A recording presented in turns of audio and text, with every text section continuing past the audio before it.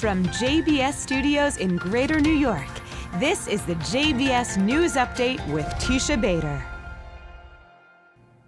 I'm Teisha Bader with the JBS News Update for Wednesday, September the 5th, 2018. Several hundred Palestinians took part in a violent riot at the Erez border crossing yesterday evening, the only pedestrian crossing for travel from Gaza into Israel or the West Bank. According to the IDF, rioters threw rocks at IDF soldiers and caused major damage to infrastructure on the Palestinian side. As a result, the IDF announced the crossing was shut down temporarily. The IDF wrote on its Twitter page that every day approximately 1,000 Gazans enter Israel through Erez to work, study, or pray. Yesterday, they wrote hundreds of Gazan rioters damaged this same crossing, resulting in its closure for repairs, adding that passage will be permitted for individually approved humanitarian cases. Israeli Prime Minister Benjamin Netanyahu met today with the minister-president of the German state of North Rhine-Westphalia. Armin Laschet is in Israel to open a representative office for the German state in Tel Aviv. Laschet's office said it will serve as a consulate of sorts to promote bilateral economic ties and develop relations in education, research, and cultural activities. Netanyahu also met today with the Prime Minister of Bulgaria, Boyko Borisov, whose two-day visit will also include the Palestinian Authority. Netanyahu thanked the Bulgarian leader and the country for often coming to Israel's defense in a number of forums, including in the European Union. Netanyahu added that Israel will also never forget the Bulgarian citizens who laid themselves down on the train tracks during World War II to prevent the deportation of Bulgaria's Jews. The Times of Israel reports that Paraguay is moving its embassy in Jerusalem back to Tel Aviv, citing the Paraguayan Foreign Ministry and Hebrew media reports, who said the change was made after the issue was re-examined. Paraguay opened its new embassy in Jerusalem back in May, just after the United States and Guatemala. The U.S. Senate adopted the Protecting Religiously Affiliated Institutions Act of 2018 last night. The bipartisan legislation was spearheaded by Republican Senator Orrin Hatch and Democratic Senator Dianne Feinstein. The American Jewish Committee's Associate Executive Director for Policy, Jason Isaacson, welcomed the adoption. He said the increasing attacks and threats against churches, synagogues, and mosques disgrace our nation's most fundamental values, noting that the new law strengthens measures to deter as well as punish perpetrators of such attacks.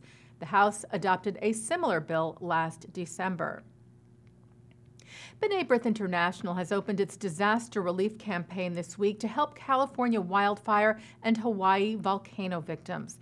The allocations will help offset the costs of food, utility bills, and medical supplies for those affected by the fires and those who have been forced out of their homes in Hawaii as a result of the volcano, including a synagogue there that sustained major damage.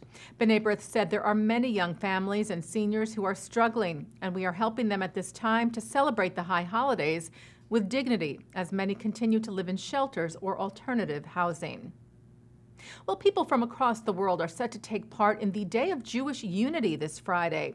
The annual event, sponsored by the organization Achinu, is meant to focus on praying for peace and stability in the world and treating each other with civility. U.S. Ambassador to Israel David Friedman will be praying at the Western Wall in Jerusalem to mark the event, and a live stream from the Kotel in honor of the event will begin tomorrow night. Award-winning Jewish author and attorney Amy Bach has won the 2018 Charles Bronfman Prize for her research in statistics about the criminal justice system. The prize is presented annually to a Jewish humanitarian under the age of 50 whose work draws on Jewish values. Bach said she will donate the $100,000 prize money to the organization she founded and leads, Measures for Justice, which shares information with the public on how the criminal justice system is performing across the U.S. Charles Bronfman said of Bach, she epitomizes the concern for social justice and entrepreneurial spirit that the prize recognizes. Well, today marks 46 years since the 1972 Munich Olympic Games massacre. On September the 5th of 1972, Palestinian terror group Black September held hostage and murdered 11 Israeli athletes. Andrei Spitzer, Yosef Gutfreund, Ze'ev Friedman, Mark Slavin, David Berger, Kehat Shor, Eliezer Halfin, Amitzur Shapira, Moshe Weinberg, Yosef Romano, and Yaakov Springer. May their memories be a blessing.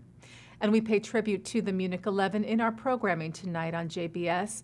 At 7:30, Andrei Spitzer's widow Anki talks about the lack of security at the 1972 Games and discusses Israeli security today with David Horowitz at last year's AIPAC conference.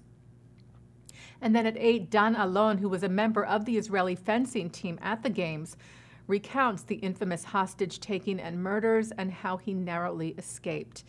In other programming tonight at 9 o'clock, Mark Golub sits down with Chair of the American Jewish Committee's Board of Governors, Harriet Schleifer, on L'chaim, who talks about the key challenges facing American Jewish life. At 10:30, it's a look at pluralism and prayer from the AJC Global Forum. And coming up right after this newscast tonight at 6:30, it's Thinking Out Loud with Micah Halpern. And that's the JBS News Update for Wednesday, September the 5th, 2018. I'm Teisha Bader.